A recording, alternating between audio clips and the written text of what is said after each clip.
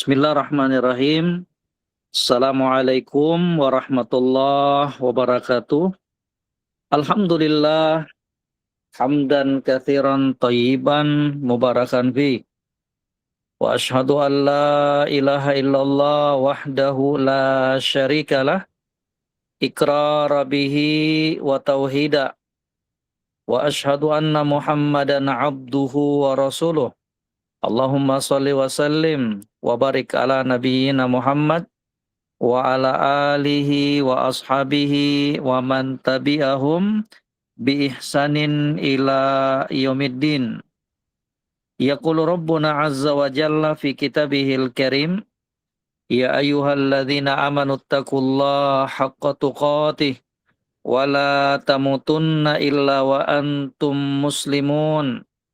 Ya ayyuhan nasu taqu rabbakumul ladzi khalaqakum min nafsin wahidah wa khalaqa minha zawjaha wa batha minhuma rijalan katsira wa nisaa wattaqullaha alladzi tasaaluna bihi wal arham innallaha kana 'alaikum raqiba. Amma ba'd. Alhamdulillah, ibu-ibu, para ummahat, kaum muslimat dimanapun berada, rahimani wa rahimakunallah. Senang bisa berjumpa kembali dalam kajian online kita di hari berbahagia ini. Semoga sholawat dan salam senantiasa tercurahkan kepada junjungan kita Nabi Muhammad Sallallahu Alaihi Wasallam, kepada keluarga beliau, kepada para sahabat, dan orang-orang yang senantiasa mengikuti jejak langkah beliau hingga akhir zaman kelak. Alhamdulillah, di awal perjumpaan kita pengen mengingatkan diri pribadi dan kepada ibu-ibu, para ummahat, kaum muslimat dimanapun berada, bahwa kita itu sekarang ini berada di hari-hari yang mulia dalam hari dunia, berada di hari-hari yang mana amalan kebaikan, amalan soleh yang kita kerjakan bakalan menjadi amalan yang paling dicintai oleh Allah Subhanahu wa Ta'ala.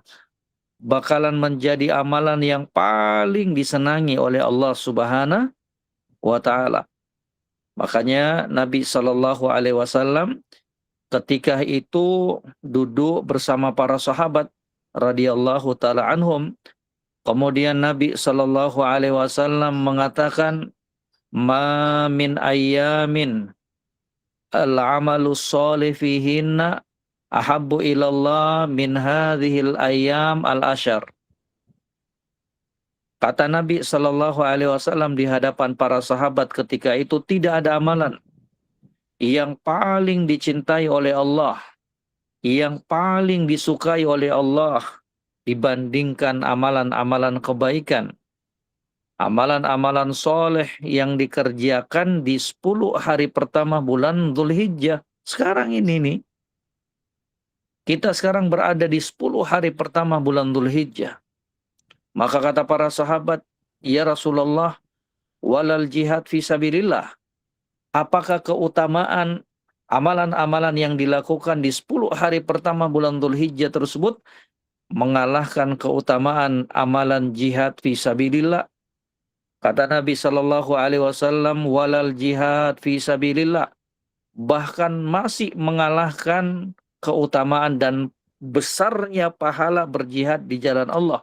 Illa rajulun kharaja binafsihi wa malihi falam yarji min dzalika bi syai'in. Kecuali kata Nabi bocorkan, ada nih amalan yang bisa mengalahkan keutamaan amalan di 10 hari pertama bulan Dzulhijjah.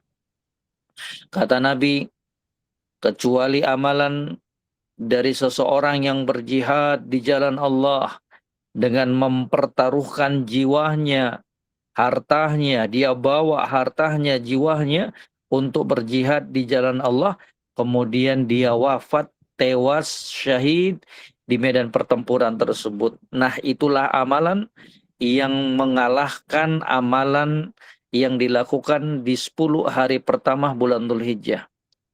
Kalau ada orang yang ikut berjihad, kemudian dia selamat, panjang umur, kaum muslimin menang, dia tidak wafat, dia kembali lagi bersama istri dan anak-anaknya, maka amalan jihad yang dia lakukan itu masih terkalahkan dengan apa-apa yang kita lakukan di 10 hari pertama bulan Dzulhijjah ini.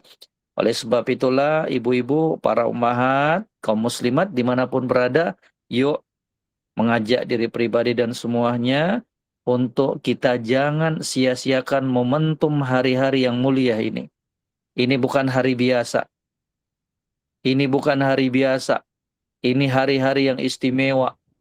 Sibukkan dirinya kita isi dengan sedekah, membaca Al-Quran, ya, perbanyak takbir, perbanyak berzikir, subhanallah, walhamdulillah, wala ilaha illallah, wallahu akbar, Allahu akbar, Allahu akbar, Allahu akbar, la ilaha illallah, wallahu akbar. Ibu di jalan, ibu di sekolah, ibu di pasar, ibu di rumah, ibu di kamar, takbir, zikir. Tapi nggak usah kerasin suaranya. Ibu di kamar, ibu di rumah, subhanallah, walhamdulillah, wala ilaha illallah, wallahu akbar. Karena itu juga kata Nabi, fa'akthiru at-tahlil, wat-tahmid, wat-takbir. Di 10 hari pertama bulan Dzulhijjah itu, kata Nabi, perbanyaklah kalian untuk bertahlil, la ilaha illallah, bertakbir, Allahu Akbar, bertahmid, Alhamdulillah. Dalam riwayat yang lainnya itu ada penambahan dari 4 ucapan itu. Subhanallah, walhamdulillah, wala ilaha illallah, wallahu akbar. Perbanyak itu ibu, perbanyak. Ya, perbanyak baca Al-Quran, perbanyak sholat sunnah, amalan apapun. Ya, kalau dimudahkan oleh Allah untuk berkurban di tahun ini, lakukan. Ya, kalau ibu kaum muslimat punya duit sendiri, berkurban silakan. Walaupun hukum asalnya cukup bagi seorang suami untuk apa? Berkurban sendiri dan meniatkan pahalanya untuk istri dan anak-anaknya. Tapi kalau ibu ada duit, ibu ada kelapangan, mengapa enggak? Boleh hukumnya. Maka semoga apa yang kita lakukan juga di hari ini dari thalabul ilmi, belajar agama online juga tercatat dan menjadi amalan yang bakalan besar pahalanya di sisi Allah Subhanahu wa taala. Ibu-ibu sekalian, para ummahat, kaum muslimat yang kami muliakan, rahimani wa rahimakunallah, seperti yang telah sama-sama kita ketahui bahwa insya Allah ya, di hari ini kita akan mengupas sebuah tema ya dari uh, kisah Nabi Ibrahim alaihissalam, Abul Anbiya, ya, bersama anak tercinta beliau Nabi Ismail alaihissalam. Ya, jadi di hari-hari ini ketika terlebih khusus sudah dekat dengan Idul Adha, langsung deh pikiran kita semuanya sama. Pikiran kita tertuju kepada sosok Abul Anbiya, Nabi Ibrahim alaihissalam. Subhanallah. Ya, dalam sebuah kisah yang begitu takjub yang diabadikan di dalam Al-Qur'anul Karim. Bagaimana sikap yang ditunjukkan oleh Nabi Ibrahim alaihissalam sebagai sosok yang selalu tunduk taat kepada Rabb-Nya Allah Subhanahu wa taala, dan juga bagaimana sikap dan sifat yang ditunjukkan oleh anak beliau yang soleh Ismail alaihissalam. Subhanallah. Ya, jadi ibu-ibu sekalian yang kami muliakan, rahimani wa rahimakunallah, Nabi yang paling sering dan yang paling banyak disebutkan kisahnya di dalam Al-Quran itu ada sekitar 10 nabi. Ya, yang paling banyak kisahnya itu disebutkan adalah Nabi Musa alaihissalam. Ini sekedar faidah. Nabi yang paling sering disebut namanya di dalam Al-Quran, yang paling sering disebut kisahnya di dalam Al-Quran itu adalah apa? Nabi Musa alaihissalam. Kalau nggak salah, itu ada sekitar 136 kali disebutkan nama beliau. Ya. Di posisi yang kedua, Nabiullah Khalilullah, Nabi Ibrahim alaihissalam. Ya, itu ada sekitar kurang lebih 69 ya penyebutan nama Nabi Ibrahim alaihissalam di dalam Al-Quran. Ini menunjukkan bahwa beliau ini adalah nabi yang luar biasa. Bahkan ya dalam urutan nama-nama nabi ulul azmi, beliau ini berada di urutan yang kedua setelah junjungan kita Nabi Muhammad sallallahu alaihi wasallam. Bahwa nabi yang paling mulia dari kalangan ulul azmi itu yang paling pertama junjungan kita Nabi Muhammad sallallahu alaihi wasallam, kemudian Nabiullah Khalilullah Nabi Ibrahim alaihissalam.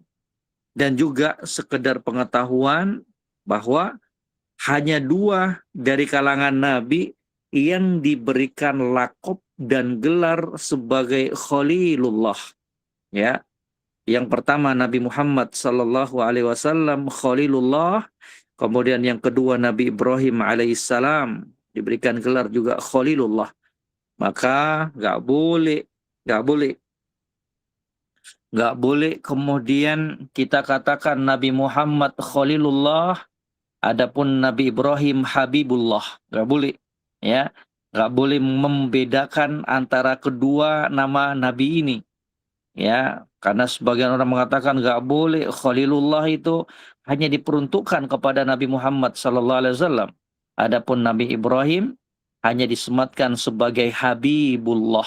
Ini pernyataan yang salah dan keliru.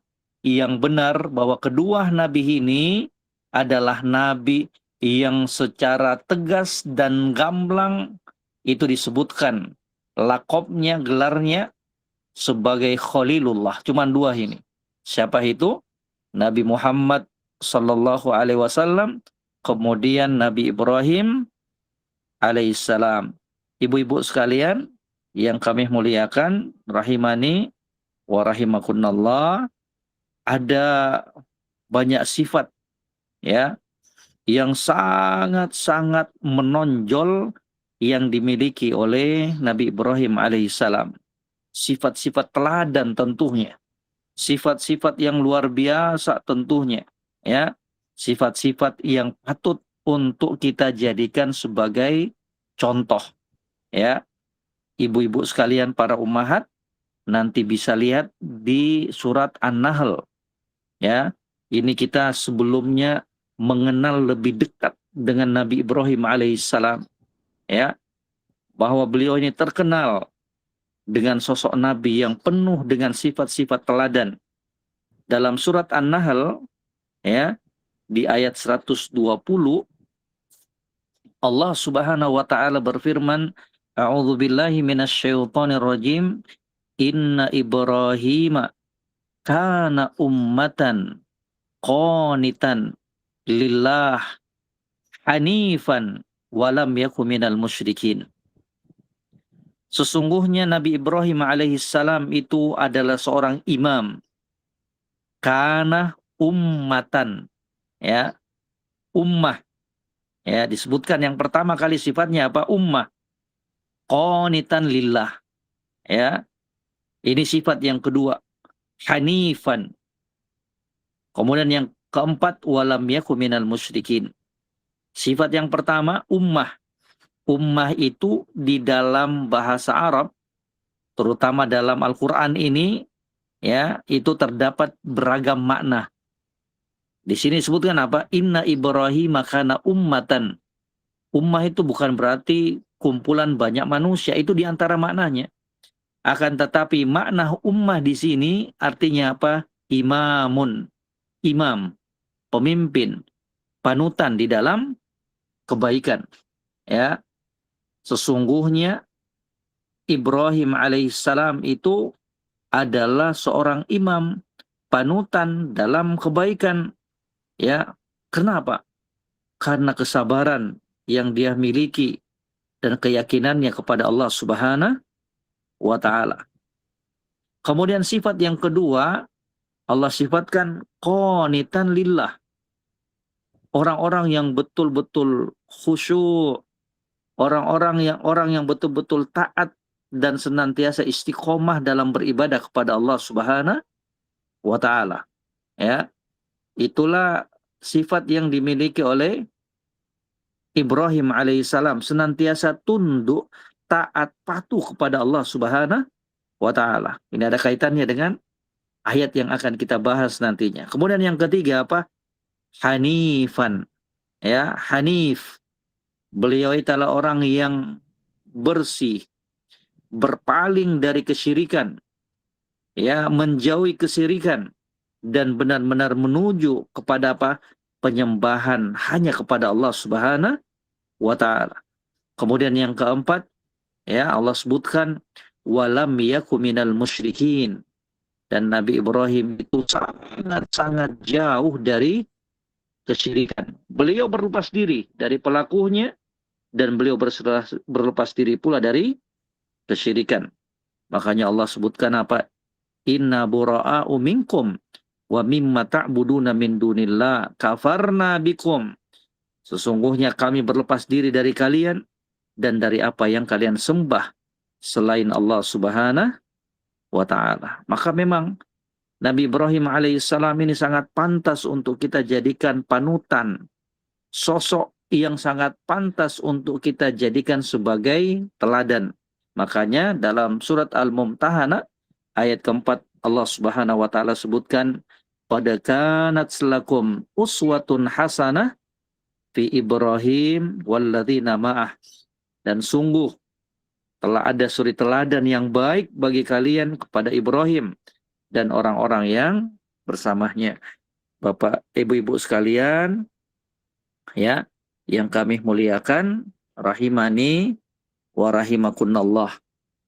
Ya, ada beberapa ayat yang Allah Subhanahu wa taala sebutkan kisah tentang Nabi Ibrahim ini, dan di antara, ya, kisah di dalam Al-Qur'an yang sangat-sangat menyentuh, ya, hati kita, yang betul-betul memberikan pelajaran yang luar biasa adalah apa yang Allah Subhanahu wa taala sebutkan dalam surat As-Saffat, ya, di ayat yang ke 100.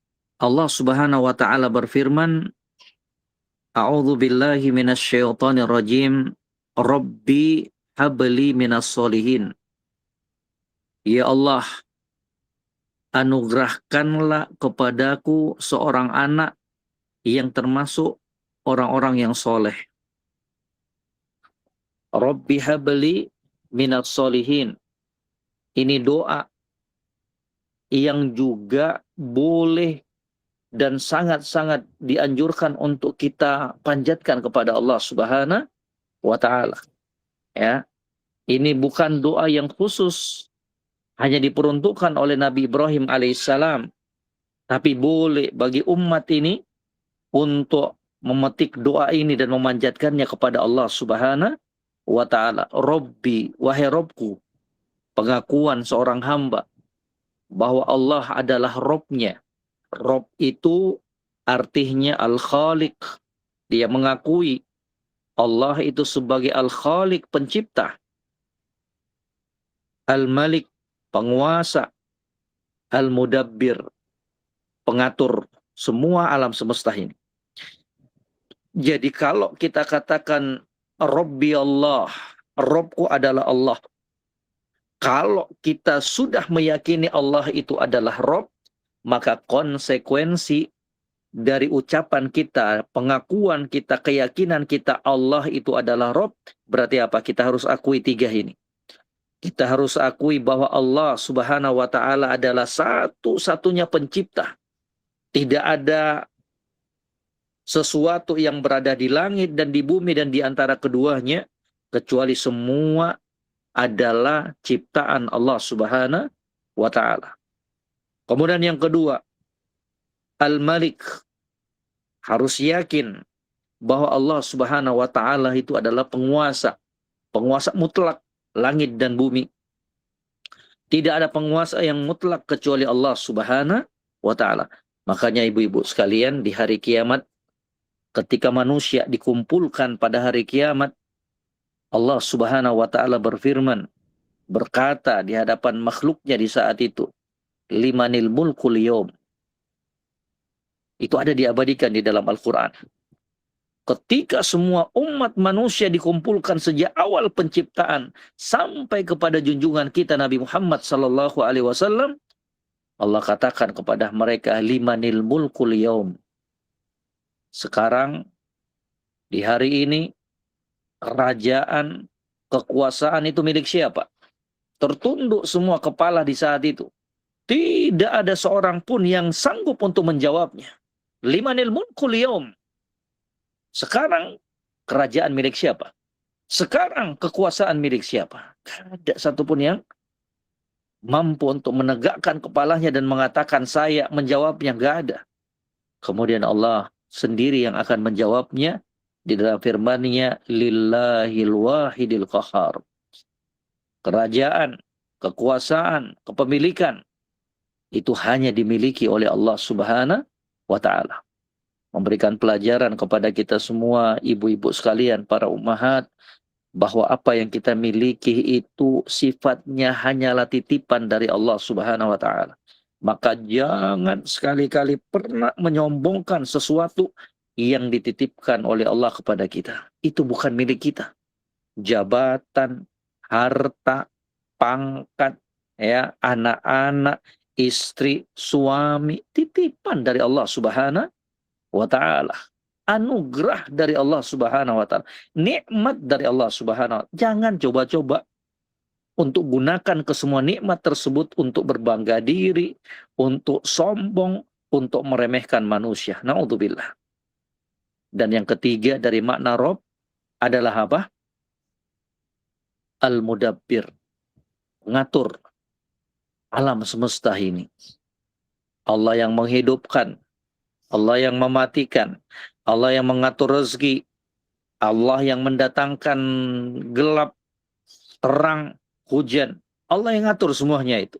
Allah yang anugerahkan pasangan suami istri anak. Ya, Allah yang menjadikannya mandul. Ya, semuanya berada dalam pengaturan Allah Subhanahu wa ta'ala. Itulah makna apa? Ar-rububiyah. Itulah makna apa? Rob. Alhamdulillahi Rabbil Alamin. Penguasa alam semesta. Ya. Makanya ibu lihat. Nabi Ibrahim alaihissalam memulai doanya Robbi sebagai bentuk pengakuan. Wahai Robku. Pengakuan bahwa Allah itu yang mengatur segalanya. Robbi habli. Robbi habli. Karena kita akui Allah itu yang mengatur semuanya, maka konsekuensinya, keharusannya, semua ibadahnya kita harus kita berikan kepada Allah. Konsekuensi dari pengakuan Rob, Allah itu satu-satunya Rob, bahwa semua amal ibadahnya kita harus kita ikhlaskan karena Allah, lillahi azza wa jalla. Ya. Makanya ibu-ibu sekalian, orang-orang musyrik di zaman Nabi, itu mereka ngakui juga rububiyahnya Allah. Mereka itu ngaku Allah itu sebagai Rob. Cuman mereka apa? Nggak mau tunduk dan taat terhadap uluhiyah. Mereka nggak mau tunduk terhadap apa? Uluhiyahnya Allah. Mereka nggak mau menjadikan Allah itu sebagai satu-satunya sesembahan mereka. Maka sekedar ngakuin tauhid rububiyah, Allah itu Rob, tidak menjadikan seseorang serta-merta menjadi seorang muslim. Ya. Karena yang terpenting adalah apa? Tauhid uluhiyah. Itu yang paling terpenting untuk mensucikan Allah Subhanahu wa taala dari tandingan-tandingan. Ya. Rabbi habli minas solihin. Wahai Allah, anugerahkan kepadaku seorang anak. Makanya pakai Rob. Kenapa? Yang mendatangkan anak. Ya, yang menganugerahkan anak siapa? Allah. Makanya beliau minta kepada Allah. Jangan minta kepada dukun, ibu. Kan banyak sekarang ini, mohon maaf. dari masyarakat-masyarakat yang jauh dari bimbingan agama, dari masyarakat-masyarakat yang jauh dari agama Allah Subhanahu wa taala. Karena sudah lama nikah, karena sudah lama berkeluarga, belum ada keturunan, katanya, "Yuk, saya bawa kamu ke orang pintar, moga-moga aja kamu nanti hamil." Akhirnya apa? Terjatuh dalam kesyirikan. Padahal punya anak itu nggak wajib, nggak harus orang yang nikah itu harus punya anak. Kalau nggak punya anak, dosa. Yang dosa itu kalau kita pergi ke orang pintar, ya, yang dosa itu kalau kita datang ke dukun, paranormal, minta agar kita dianugerahkan anak, dosa itu. Bahkan itu bisa terjatuh dalam perbuatan syirkun akbar. Kalau betul-betul diyakini dukun tersebutlah yang mendatangkan anak, naudzubillah, ya. Jadi nggak boleh datang, ya, naudzubillah, ya. Ataukah ada juga yang sekarang ini lagi tenar, apa itu, ngambil, mohon maaf, ini kan pembahasan agama, jadi saya perlu jelaskan. Ngambil apa, air mani laki-laki lain yang bukan suaminya. Kata dokter, "Ibu maaf, kayaknya air mani dari bapak ini, dari suaminya ini kurang bagus, kurang subur." Maka apa, adalah istilah bayi tabung. Tuh, diperhatikan ini hukumnya. Kalau bayi tabung ngambil air maninya dari suami sendiri, alhamdulillah sah, boleh dilakukan, ya. Tapi kalau ngambil air mani dari orang lain, laki-laki lain, nah itu sudah jatuh kepada zina itu, naudzubillah. Dan kalau lahir bukan anaknya itu namanya itu, naudzubillah. Jadi nggak boleh menghalalkan semuanya cara hak untuk mendatangkan anak keturunan. Harus kita yakini bahwa yang memberikan anak, yang menjadikan seseorang mandul itu siapa? Allah Subhanahu wa taala. Makanya Allah sebutkan dalam Al-Qur'an, "Yahabu liman yasha'u inatha wa yahabu liman yasha'u dzukur, ayuzawwijuhum dzukrana wa inatha wa yaj'alu man yasha'u aqima." Dialah Allah yang menganugerahkan pada pasangan suami istri yang sah seorang anak perempuan, anak laki-laki, ataukah anak kembar, dan dialah Allah juga yang menjadikan pasangan suami istri itu apa? Mandul, alias nggak punya anak. Allah itu semuanya yang ngatur. Kalau dapat anak, alhamdulillah, didik dengan baik karena itu amanah. Tidak punya anak, no problem, ya. Positive thinking aja kepada Allah, ya. Karena Allah itu Maha tahu siapa yang pantas dititipkan anak, siapa yang nggak pantas dititipkan anak. Bahwa orang yang belum punya anak ataukah tidak ditakdirkan punya anak, itu bisa jadi baik buat dia. Karena bisa jadi keberadaan anak itu menjadi fitnah buat dia. Kita nggak tahu. Jadi apa? Dijalanin apa aja semuanya apa yang telah menjadi ketetapan Allah Subhanahu wa taala. Lihat Ibrahim ini. Saking lamanya, sudah lama nikah, belum pun juga hamil istri beliau sallallahu alaihi wasallam. Makanya beliau minta kepada Allah, ya, Rabbi habli minas solihin. Ini pelajaran juga dari Ibrahim alaihissalam. Beliau itu bukan sekedar minta anak doang, tapi apa? Minas solihin. Jadikan anak saya itu orang-orang yang soleh. Ini doanya, Ibu, jangan lupa. Sebagai seorang orang tua, ibu dan bapak, ummi dan abi, jangan cuma minta anak doang kepada Allah. Ya Allah, anugerahkan kepada saya seorang anak perempuan, ya Allah, saya pingin banget anak perempuan, ya Allah. Ya Allah, anak saya perempuan semua, saya pingin anak laki-laki. Nggak cukup. Tambahin lagi, Ibu. Ya Allah, saya minta kepadamu anak perempuan yang soleha. Ya Allah, saya minta kepada kamu anak laki-laki yang soleh. Itu bagus. Itu bagus. Ini doa yang luar biasa ini. Ibu, mohon maaf. Sering saya ingatkan para orang tua. Jangan pernah berdoa hanya sekedar, ya Allah, jadikan anak saya anak yang menghafal Al-Quran. Anak yang hafal Al-Quran belum tentu soleh. Ya Allah, jadikan anak saya kuliah di ini dan itu. Ya Allah, mudahkan dia untuk menghafal Al-Quran, menghafal hadis. Belum tentu itu baik semuanya. Tapi Ketika kita berdoa dan minta kepada Allah, jadikan anakku yang soleh, soleha, itu luar biasa, sudah mencakup semuanya. Makanya ibu selaku orang tua, jangan pernah lupakan, jangan pernah berputus asa untuk terus mendoakan buah hatinya kita. Agar mereka tumbuh berkembang menjadi anak-anak yang soleh dan soleha. Itu yang pertama ibu. Itu yang harus kita perbanyak. Ibu, terutama ibu, itu doanya mustajab. Perbanyak doa untuk anak-anaknya kita ini. Orang tua, ya. Doaul walid liwadalih. Doanya orang tua kepada anak. Itu diantara doa yang tidak akan ditolak oleh Allah Subhanahu wa taala, kata Nabi sallallahu alaihi wasallam. Doakan terus ibu. Doakan mereka tumbuh menjadi anak-anak yang soleh. Bukan hanya sekadar penghafal Al-Quran, penghafal hadis, tapi apa soleh. Yang mereka menghafal Al-Quran terus juga mengamalkan isi Al-Quran. Yang mereka menghafal hadis juga mengamalkan hadis-hadis Nabi sallallahu alaihi wasallam. Bukan sekedar untuk dikatakan sebagai seorang qori, penghafal Al-Quran, penghafal hadis, nggak cukup. Apa gunanya ke semua itu? Apa gunanya kecerdasan, kepandaian, hafalan kalau tidak dibarengi dengan kesolehan? Bisa jadi justru hafalan-hafalan mereka terhadap Al-Quran dan hadis menjadi bumerang buat mereka ketika mereka langgar. Kata Nabi Shallallahu Alaihi Wasallam, Al-Quran hujjatun laka wa alaika. Al-Quran itu bisa menjadi sesuatu yang membawa kebaikan kepada kamu dan bisa jadi membawa bencana dan musibah kepada kamu. Kapan membawa kebaikan Al-Quran itu? Ketika kita baca, ketika kita tadabburi, ketika kita amalkan. Itu intinya.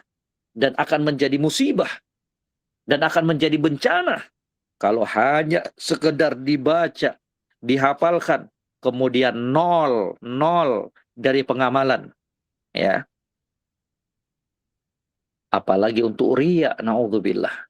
Jadi ibu, perbanyak doa dalam sujudnya ibu, antara azan dan iqamah di tengah malam.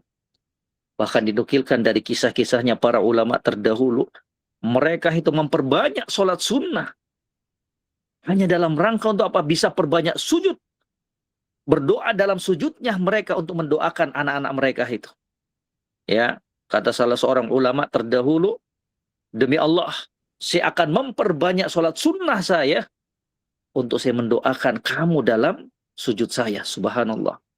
Jadi, ibu doa terus. Ya, doakan kepada anak-anaknya kita ini menjadi anak-anak yang soleh. Anak-anak yang selalu tunduk taat kepada Allah Subhanahu wa ta'ala. Coba ini lihat ibu. Inilah awalnya ini nih. Awal dari permintaan Ibrahim alaihissalam. Kemudian di ayat selanjutnya, fabasyarnahu bigulamin halim.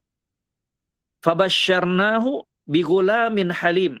Maka kami beri kabar gembira dengan kehadiran seorang anak yang halim, sabar. Ya. Ini menunjukkan apa? Ini menunjukkan apa? Bahwa doanya Ibrahim itu didengarkan oleh Allah. Ini menunjukkan apa? Bahwa dialah Allah yang memberikan kita anak keturunan. Bukan dukun, bukan paranormal, bukan ini dan itu, bukan. Bukan dokter. Dokter itu cuma penyebab saja. Pemberi mutlak, pemberi sesungguhnya. Anak itu adalah Allah Subhanahu wa ta'ala. Itu nikmat ibu. Ibu, secapek-capeknya ibu, jangan kesal sama anak.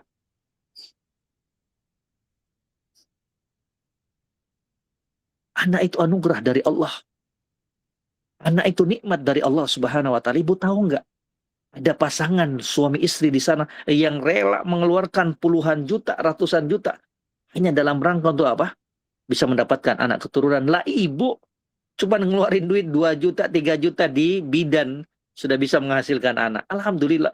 Cuma ngeluarin 5 juta, 10 juta di rumah sakit. Ibu sudah bisa melahirkan. Itu nikmat itu ibu. Jadi kalau ibu lagi capek, terasa capek, ya wajarlah.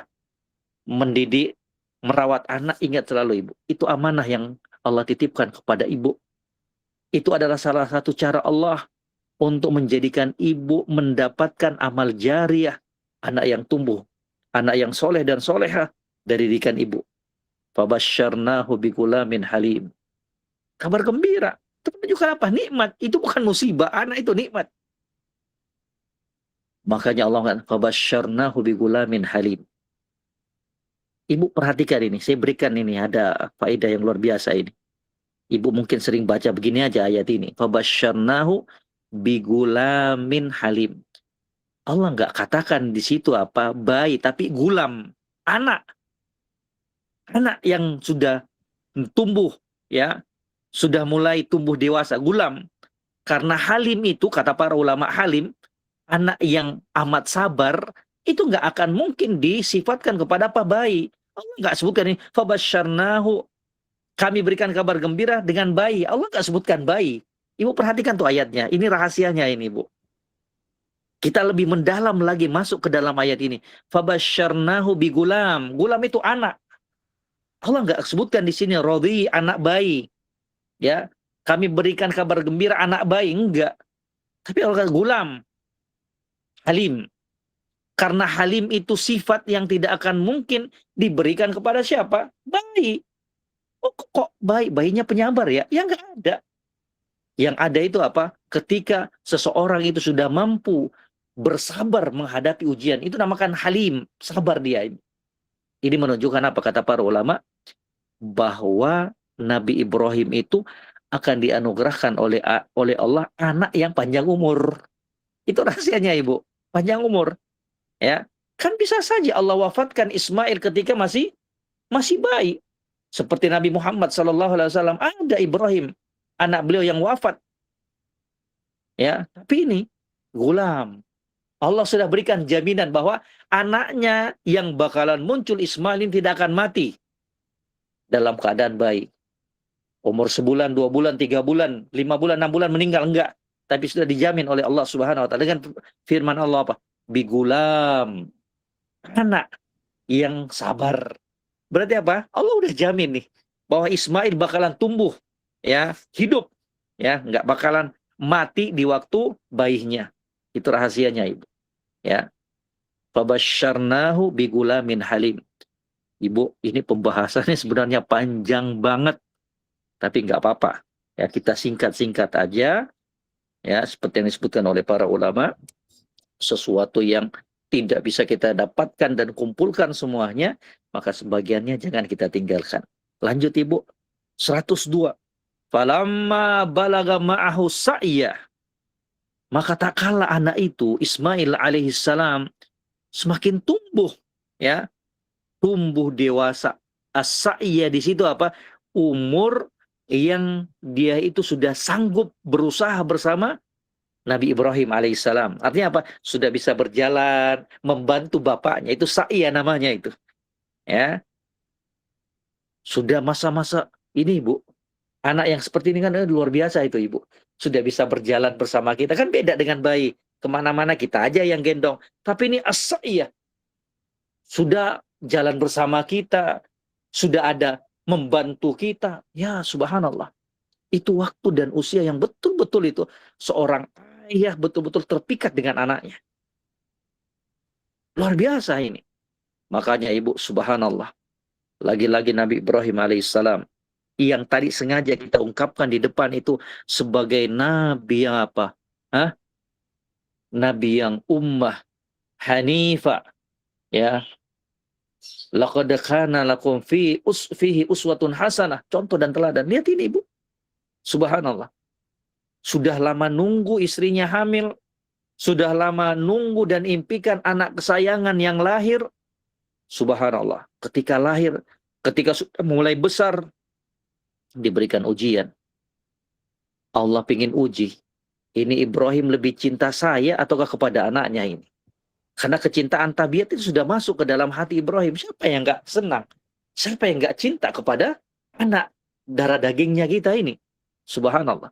Tapi lagi-lagi, ketika sudah sampai kepada umur berjalan bersama Nabi Ibrahim, bantu bapaknya, qala ya bunayyah. Maka dalam momentum di saat itulah, kemudian Nabi Ibrahim alaihissalam ngomong kepada Ismail, ya bunayyah, wahai anakku. Ibu, kita belajar dari sini. Bagaimana seorang ayah, seorang bapak ketika memberikan nasihat, arahan kepada anaknya, itu ada uslubnya juga, ada metodenya. Di antaranya apa metodenya? Ini Ibu, lihat, dipanggil dengan ucapan yang menyejukkan hati sang anak. Ya bunayya, wahai anakku, wahai sayangku. Gitu dulu dong Ibu. Kalau nasihatin anak, ambil dulu hatinya, tenangkan dulu jiwa raganya. Jangan langsung masuk omel-omelan, pam-pam-pam. Ya gimana anaknya kita mau masuk nih? Nasihat-nasihatnya kita. Ibu, jangankan anak seusia begitu, Ibu. Kita aja yang dewasa ini, walaupun apa yang disampaikan orang tersebut dari nasihatnya baik, tapi kalau caranya nggak benar, ya kita juga apa? Kebanyakan manusia nggak akan respect. Kok gitu sih caranya? Tapi lihat ini. Ya bunayya, wahai anakku. Tenang nih anak nih. Untuk nyadarkan bahwa kita selaku orang tua itu sayang sama mereka. Dudukkan baik-baik. Ya bunaya, wahai anakku, wahai kesayanganku, wahai buah hatiku. Jangan langsung diomelin ibu. Ya, itulah kesalahannya kita ini selaku orang tua ini. Walaupun benar yang kita sampaikan itu. Tapi caranya terkadang kurang pas dengan anaknya kita. Ya bunaya, di hadapan kita ibu, sosok Ibrahim alaihissalam. Lihat juga bagaimana Luqman al-Hakim ketika memberikan tausiah, ujangan, wasiat-wasiat kepada anaknya. Dimulai dengan ungkapan-ungkapan yang lemah lembut. Inni ara fil manam. Hai anakku, sesungguhnya aku melihat dalam mimpi. Mimpinya para nabi itu wahyu ibu. Beda sama kita. Ibu kalau mimpi sesuatu, ya nggak boleh bangun sesuatu hukum di atas mimpi itu nggak boleh. Karena mimpinya kita beda dengan mimpinya para nabi. Ya nggak boleh. Saya mimpi tadi bahwa kita sudah diperintahkan untuk sholat zuhur 2 rakaat. Ya nggak boleh ibu, ya nggak boleh. Saya mimpi ini apa warisan harus dibagi rata, nggak boleh. Nggak boleh bangun hukum agama di atas mimpinya kita. Karena mimpinya kita itu bukan seperti kedudukannya mimpinya para nabi. Mimpi nabi itu wahyu. Inni ara fil manam. Aku melihat dalam mimpiku anni azbahuk. Saya nyembelih kamu. Ya, saya nyembelih kamu. Fandur madza tarah. Coba kamu berpikir, apa pendapat kamu? Kata para ulama, ibu perhatikan baik-baik ayat ini, faedahnya. Kata para ulama, ucapan Ibrahim alaihissalam, fandur madza tarah. Coba kamu lihat, coba kamu renungkan. Gimana pendapat kamu? Kalau saya nyembelih kamu. Ini kata para ulama, bukanlah ucapan dari Ibrahim alaihissalam untuk minta persetujuan dulu kepada anaknya. Kalau anaknya nggak terima, dia tidak akan nyembelih anaknya. Bukan itu. Tapi ucapan ini kata para ulama, diberikan oleh Nabi Ibrahim kepada Ismail hanya dalam rangka untuk melihat bagaimana reaksi anaknya. Bukan dalam rangka apa, ini kalau anaknya nggak setuju, maka dia nggak laksanakan perintah Allah itu. Bukan sama sekali, nggak dipahami demikian ayat ini. Tapi apa? Hanya mengetes anaknya ini. Gimana hasil didikan dia kepada anaknya. Bagaimana sikap anaknya terhadap perintah Allah Subhanahu wa Ta'ala. Ya, jadi, kalaupun Nabi Ismail nolak, tetap aja kalau itu perintah Allah, Nabi Ibrahim akan jalankan. Itu maknanya yang benar, Ibu. Qala ya abati if'al ma tu'mar. Wahai bapakku, lakukan apa yang diperintahkan. Subhanallah, Allahu Akbar. If'al ma tu'mar. Bapakku, wahai bapakku, lakukan, kerjakan. Jangan ragu-ragu. Apa yang diperintahkan oleh Allah Rabb kamu, lakukan. Itu anak yang taat. Itu anak yang soleh. Rabbi habli minas solihin. Terkabulkan doanya Ibrahim alaihissalam kepada Rabbnya Allah Subhanahu wa Ta'ala menjadi anak-anak yang soleh. Subhanallah ibu, luar biasa. Coba kalau kita berikan ini kepada anak-anak Gen Z, anak-anak sekarang. Nah, ya, saya lihat diperlihatkan dalam mimpi, saya nyembelih kamu, enak saja bapak. Bapak aja yang saya sembelih, ibu aja yang saya sembelih. Itu cepatnya keluar dari anak-anak generasi sekarang nih. Ya, subhanallah. If'al ma tu'mar. Kerjakan, wahai ayahku. Apa yang diperintahkan oleh Rabb kamu. Satajiduni insyaallahu minas sabirin. Sungguh kamu akan mendapati aku termasuk orang-orang yang sabar. Subhanallah. Luar biasa Ismail alaihissalam, ketundukannya. Ya. Dan lihat bagaimana Ibrahim alaihissalam, kesabarannya, keteguhannya, ketundukannya untuk melaksanakan perintah Allah Subhanahu wa taala. Enggak ada berat hati. Demikian pula apa yang ditampilkan dan ditunjukkan oleh Ismail alaihissalam, if'al ma tu'mar. Maka demikianlah selayaknya bagi seorang muslim dan muslimah untuk mereka taat tunduk kepada Rabb-Nya Allah Subhanahu wa taala. Bahwa kebahagiaan yang hakiki, kemenangan, keberhasilan yang hakiki hanyalah didapatkan dari seorang mukmin dan mukminah, muslim dan muslimah ketika mereka tunduk kepada Rabb-Nya. Sami'na wa ata'na. Kami dengar, kami laksanakan. Apa yang diperintahkan oleh Allah, apa yang diperintahkan oleh Rasul dalam Al-Quran dan hadisnya, gak boleh kita pertimbangkan dengan akalnya kita. Gak boleh kita ukur dengan perasaannya kita. Gak boleh kita hadapkan dengan ucapan-ucapan manusia. Tapi yang sepantasnya dan seharusnya keluar apa? Sami'na wa ata'na. Makanya Allah dalam Al-Quran mengatakan apa? Innama kana qaulul mu'minina idza du'u ilallahi wa rasulihi. Hanyalah ucapan seorang mukmin, mukminah ketika mereka diajak untuk berhukum dengan hukum Allah Subhanahu wa taala dan Rasulnya, ayyaqulu sami'na wa ata'na. Yang muncul dan keluar dari mulut mereka, sami'na wa ata'na. Kami dengar dan kami laksanakan. Kami dengar dan kami taat. Enggak timbang dengan perasaan. Enggak timbang dengan omongan-omongan manusia. Tunduk ibu, tunduk kita semuanya. Dalam ketundukan, ketaatan kepada Allah, terdapat keberkahan, terdapat ketenangan, terdapat kebahagiaan, terdapat keselamatan. Subhanallah. Satajiduni insyaallahu minas sabirin.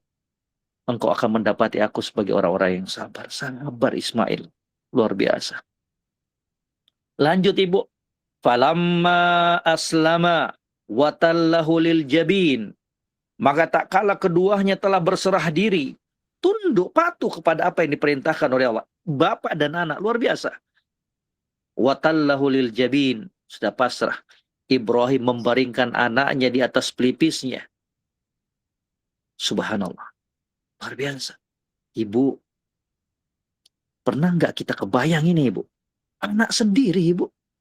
Kalau anaknya kita keluar berjihad kemudian mati, wafat, syahid, itu mungkin kita nggak terlalu gimana ya.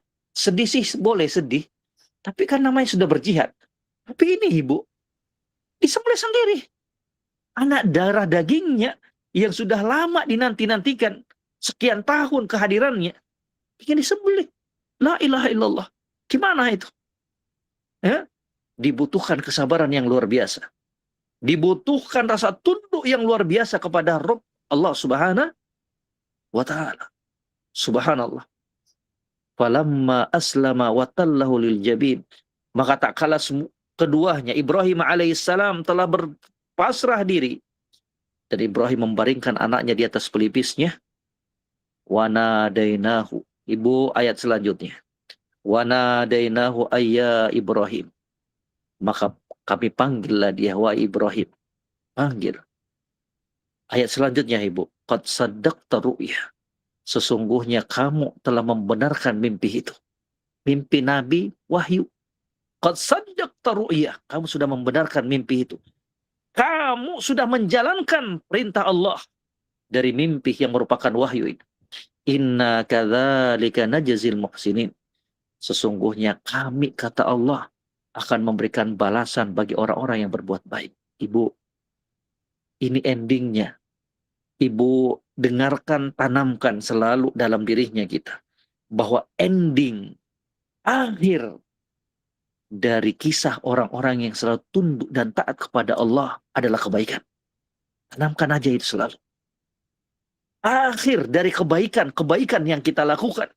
Akhir dari ketundukan dan ketaatan, kepasrahan kita kepada Allah dan Rasulnya adalah kebaikan. Gak ada yang lain ibu. Kebaikan, demi Allah kebaikan. Akan ada selalu jalan keluar yang Allah berikan kepada hamba-hamba yang mau tunduk dan taat kepada Rabb-Nya Allah Subhanahu wa Ta'ala. Luar biasa, Ibu. Luar biasa. Ini subhanallah, Allah jadikan ada Idul Adha tersebut untuk apa? Kita di setiap tahunnya kembali melihat, mengingat bagaimana kisah perjuangan Nabi Ibrahim alaihissalam. Walaupun nggak harus selalu tunggu 1 tahun, Ibu. Baca ini, karena pelajaran dalam Al-Quran. Inna kadzalika najzil muhsinin. Kami akan memberikan balasan kepada orang-orang yang berbuat. Ibu, sekecil apapun kebaikan yang kita lakukan, Allah nggak pernah akan sia-siakan. Allah akan memberikan balasan.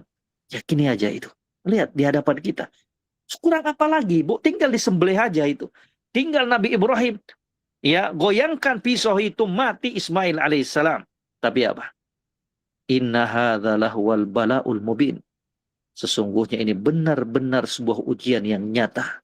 Ujian, ya, dari Allah Subhanahu wa Ta'ala untuk melihat bagaimana kejujuran, kesabaran dari dua nabi yang mulia ini. Wa fadainahu bidzabhin 'adzim, dan kami tebus, kami gantikan anak tersebut dengan seekor sembelihan yang besar. Subhanallah.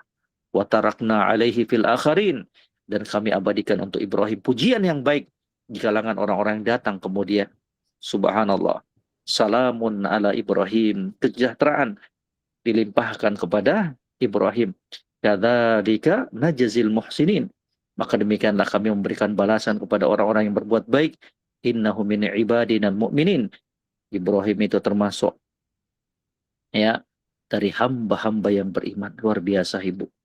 Dari sini kita belajar banyak sekali.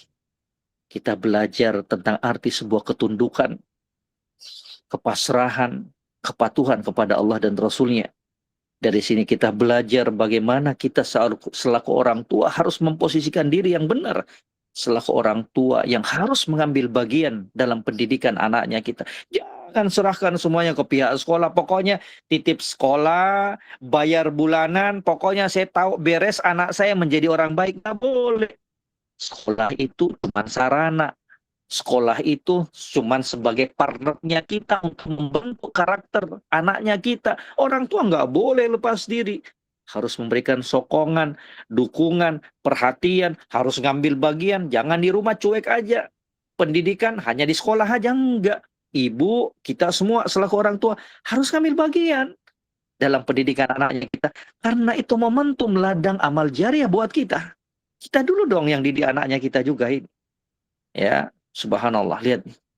Buah dari pendidikan Ibrahim alaihissalam, lahir muncul Ismail alaihissalam sebagai sosok nabi yang luar biasa, sabarnya, tunduknya kepada Rabb-Nya Allah Subhanahu wa Ta'ala. Belajar dari sini, Ibu, bahwa semua yang kita lakukan dari ketaatan, kepasrahan akan berganjar pahala, kebaikan dan balasan yang baik di sisi Allah Subhanahu wa Ta'ala. Ibu-ibu, para ummahat, kaum muslimat, mungkin sampai sini dulu apa yang bisa kita jabarkan, walaupun sebenarnya masih banyak sekali yang masih perlu kita jabarkan, tapi insya Allah semoga yang singkat ini bisa membawa kebaikan, pencerahan untuk kita semuanya.